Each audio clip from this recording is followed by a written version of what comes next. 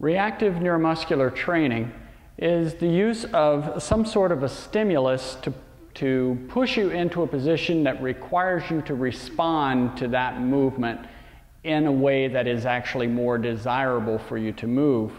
That seems a little more confusing to talk about than to actually do.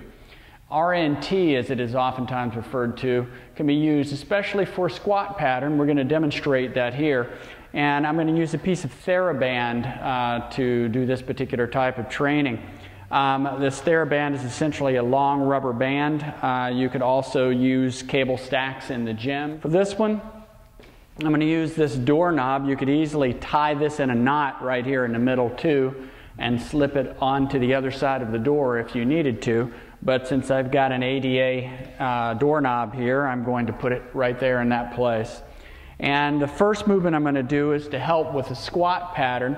Perhaps your squat pattern is limited by your ability to be able to keep a good stiff back position here, and you're tending to round forward because of lack of ability to extend in your thoracic spine, or perhaps you're rounding forward too much in your lumbar spine here. This is a way to help correct it.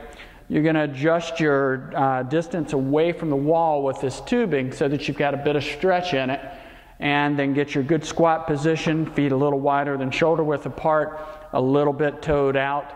And as you squat and descend, you're going to pull on the band and resist its tendency to pull you forward. That's the reactive part. It's trying to pull you forward, and you're resisting that movement as you sit back on your heels and pull your shoulders back like so. Another way that you can use this similarly for a squat pattern is to make a big circle with this now. I'm just going to tie a knot in this, and then I'm going to step inside of it.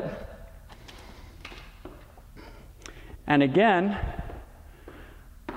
step away until I've got a good bit of stretch in this. And now the band is pulling my knees inward. And of course, for good squat mechanics, we need our knees to push outward and stay over the top of our ankles. So in this, now as this pulls in, I'm going to react to that stimulus and push out and try to keep my knees over my ankles. Let me slip around here so perhaps you can see that just a little bit better. As it pushes me in, I'm pushing out with my knees to keep my knees right over the top of my ankles.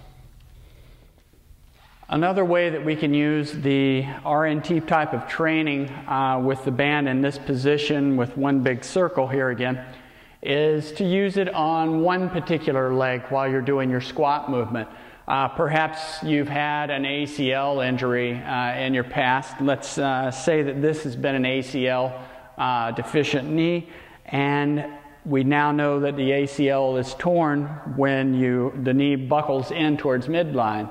If we use this as a stimulus to pull the knee in that direction, we will instinctively try to resist that movement by pushing the knee out. So again, if this is the injured knee, you want to pull out against that resistance as you go down into your squat pattern.